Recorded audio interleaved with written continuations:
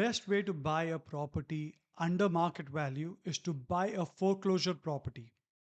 And in BC, the number of foreclosures are increasing. What is the process to actually buy a foreclosure? In today's video, I'm going to walk you through the step-by-step process which you need to follow to buy your foreclosure property. From finding your foreclosure property to doing your due diligence to having the right strategy to win that foreclosure, avoiding costly mistakes, and ensuring that that particular property is the right one for you.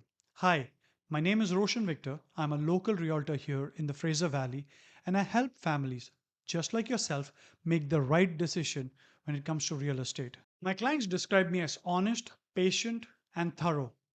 I'll take the time to explain to you every single step so that you can make an informed decision, regardless of whether you're a buyer, seller, or investor. If you're looking for real estate insights and local updates, you're at the right place.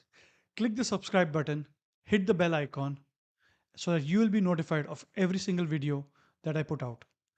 And let's navigate this market together. So before we dive into what are the steps you need to take to buy a foreclosure property, let's talk about what does foreclosure in British Columbia mean.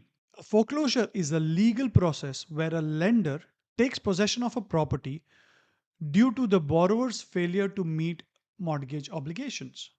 A lender, after obtaining a court order, can then sell the property to recover the outstanding debt. This process is initiated when a borrower defaults on their mortgage payments. This is part one.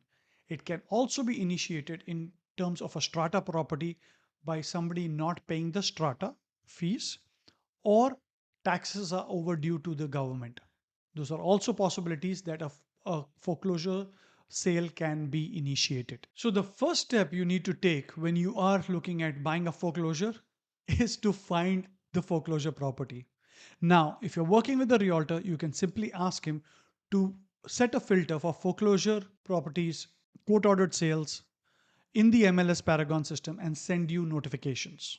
This information may also be available on court listings or through your bank contacts. So now you have found your property that you want to consider putting in an offer. Remember something, every foreclosure is sold as is where is.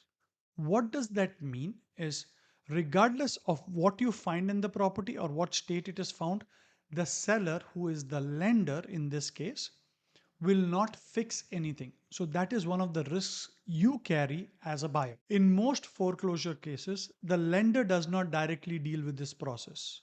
The lender appoints a lawyer who in turn appoints a realtor to list the property.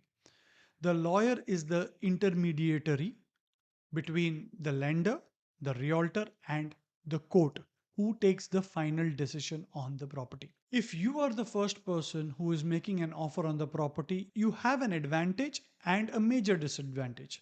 So let's talk about the advantage first. The advantage is you can put in an offer with certain subjects, few of them being subject to finance, subject to inspection. Now, why is it important? Is because let's hypothesize you are ready to pay $1 million for a property.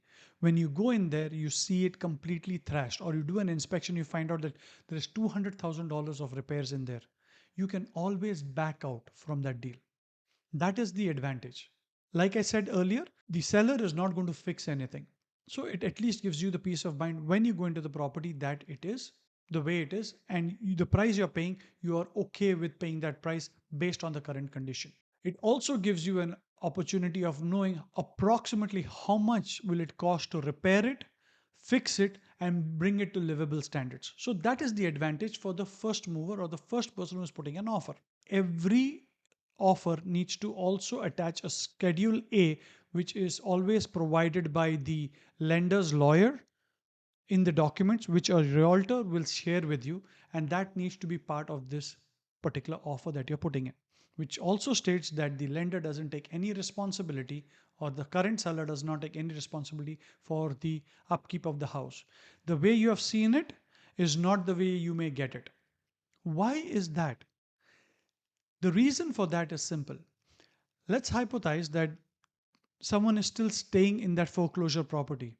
They may choose to wreck the house and leave, or pour cement down the toilet drain and clog it.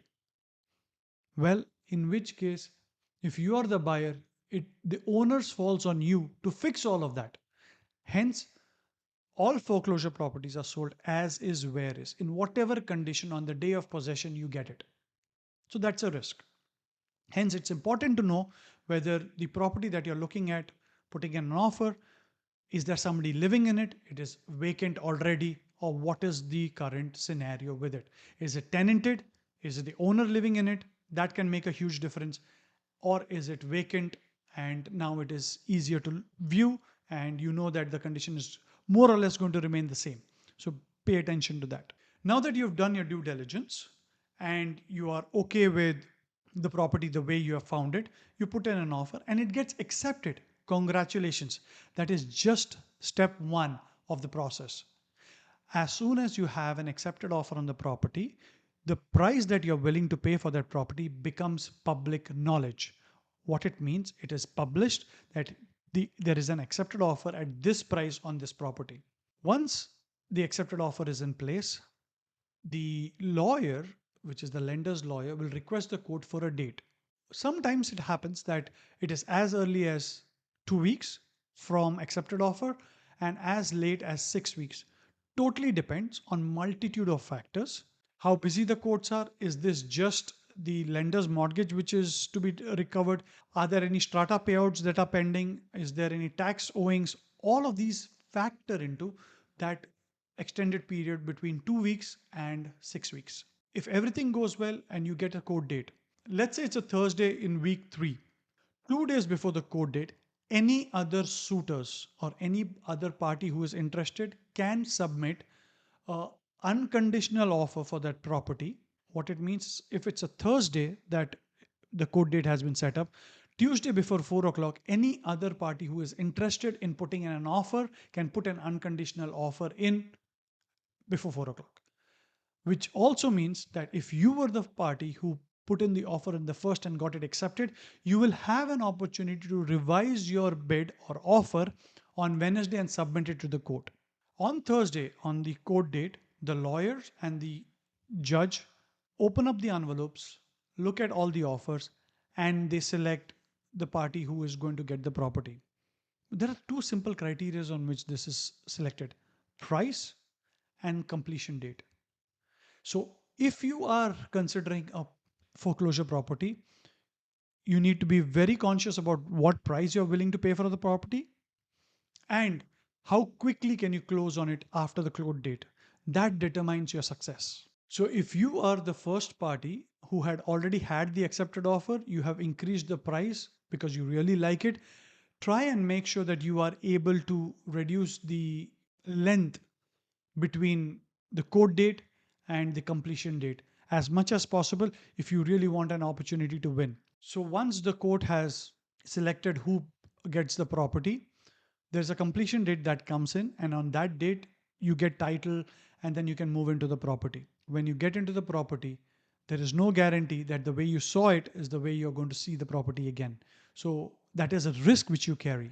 If you're a first time home buyer, these are three risks which you carry if you're considering a foreclosure property. Number one is time. From the time you put an offer, get it accepted, put in a deposit with the buyer's brokerage, till the time the court decides on who to award that property, if it is 2 weeks or 6 weeks, you are locked into that process. You have lost time. Number two is cost. Not only will you lose money on the inspection or an appraisal required, but you may have to put in a lot more money upfront to get the home into livable conditions, fix it, and have it the way you like it. So that is an upfront cost which you have to be prepared for, and that's a risk because the way you saw it may not be the way you get the property. And number three is the emotional quotient of it, which nobody talks about. I have been in a process where a client had his heart broken because we were the first offer which got accepted, but we were not the final one which was accepted, and somebody else got the property. Clients were so disappointed after the 5 week process that they decided to rent because it was emotionally draining on them. So remember, these are the three risks you carry if you are a first time home buyer. So if you're a first time home buyer who has liquidity or cash flow, then you should consider a foreclosure as an option. If not, stay away from it. That may not be the best option for you, especially in this market where there are properties which are selling for less than market value. Do consider those, as those are easier to get, easier to do your diligence, and easier to find good quality product with the number of listings that we have. If you're an investor, this is your market, because at this point in time there are properties which were purchased for $1.12 million in the Fraser Valley, townhouses which are being foreclosed for $850,000. I have a list of those. If you are interested, DM me or get in touch with me. I can send them across to you. If you're an investor, this is where you should be looking at, especially for foreclosure properties, because there is value, there is money to be made, just that you need to find the right one and do your right diligence. There is one thing I would like to clarify. When it comes to foreclosures, the rules and regulations and the courts protect the lender and the buyer as much as possible.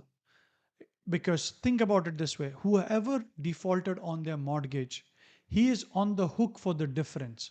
What do I mean by it is, let's say he owed the bank $500,000 and the property sells for 450 plus closing costs, plus lawyer fees, plus everything. He is on the hook to pay the lender the 50,000 difference in the sale price plus the admin costs and everything else. So the bank tries to mitigate that as much as possible for the person who has defaulted too, by trying to select a bid which is as close to the borrowing cost as possible, so that the exposure not only for the lender but for the defaulter is also reduced. So it is not that the court will select any random bid.